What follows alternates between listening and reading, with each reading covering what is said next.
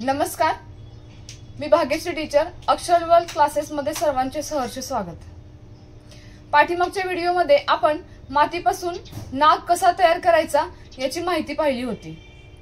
या व्हिडिओमध्ये आपण नागपंचमीला नागाची कशी पूजा केली जाते व का पूजा केली जाते याच्याबद्दलची माहिती पाहणार आहोत।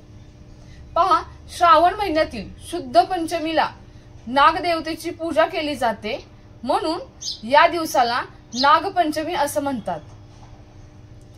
आर्य अनार्य नागलोक या दिवशी नागदेवतेची पूजा करतात, म्हणून याला नागपंचमी असंही म्हटलं जातं। त्याचप्रमाणे श्रीकृष्णाने कालिया नागाला यमुना नदीच्या डोहातून बाहेर काढलं। गोपगोपिकांना खूप आनंद झाला। त्यांनी कालिया नागाला दूध अर्पण केलं। ज्या दिवशी कालिया नागाला यमुना नदीच्या डोहातून बाहेर काढलं तोच हा दिवस म्हणजे नागपंचमी। या दिवशी नागदेवतेची मनोभावे पूजा केली जाते। मातीपासून अशा प्रकारे नाग बनवला जातो। त्या नागाची फुले, अक्षदा, हळदी कुंकू वाहून पूजा केली जाते। ज्यांच्या घरी मातीपासून नाग बनवला जात नाही किंवा ज्यांना मातीपासून नाग बनवता येत नाही असे लोक बाजारातून या पद्धतीचे चित्र किंवा पिक्चर आणून ते भिंतीवर अथवा पाटावरती मांडून त्याची पूजा करतात।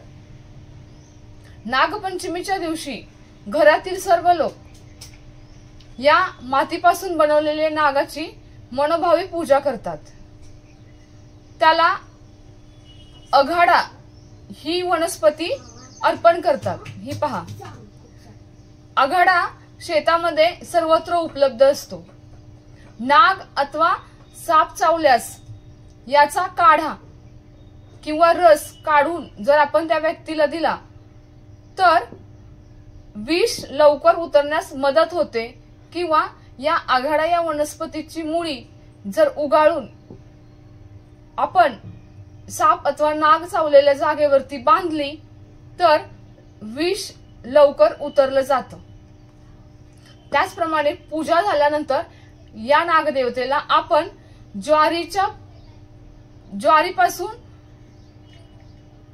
ज्वारीपासून अशा प्रकारच्या बनवलेल्या लाह्या याचा नैवेद्य आपण दाखवतो किंवा या नागदेवतेला आपण अर्पण करतो।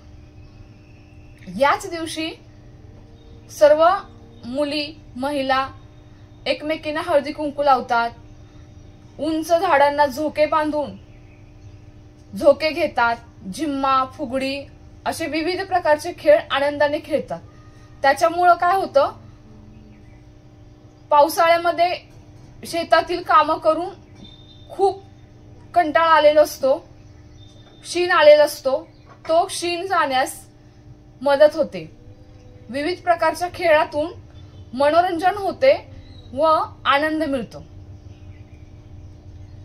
पहा, नागाला किंवा सापाला शेतकऱ्याचा मित्र असं म्हटलं जातं। काय होतं, वर्षभर शेतकरी शेतामध्ये काम करत असतो, घाम गाळत असतो आणि धान्य पिकवत असतो। या सर्व कृतीमध्ये जे पीक आलेलं आहे किंवा जे धान्य तयार झालेलं आहे या धान्याची नासाडी उंदीर करत असतो।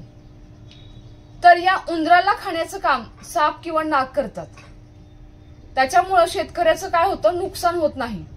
म्हणून सापाला किंवा नागाला शेतकऱ्याचा मित्र असं म्हटलं जातं।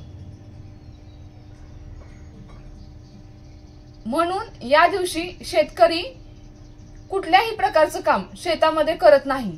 म्हणजे वैरण काढणे, भांगलणे, खुरपणे किंवा कुठल्याही प्रकारचं काम या दिवशी शेतामध्ये केलं जात नाही। या दिवशी आनंदाने नागाची पूजा केली जाते। शेतकरी पूजा करताना 9 नागांची नावे घेऊन पूजा करतो। त्याच्यामध्ये सर्वप्रथम अनंत, वासुकी, शेष, पद्मनाभ, कंबल, शंखपाल, धृतराष्ट्र, तक्षक, कालिया अशा या 9 नागांची नावे घेऊन शेतकरी मनोभावे पूजा करतो। माझा हा आजचा व्हिडिओ तुम्हाला जर आवडला असेल तर प्लीज तुम्ही माझ्या या व्हिडिओला लाईक, शेअर आणि सबस्क्राईब करा। धन्यवाद।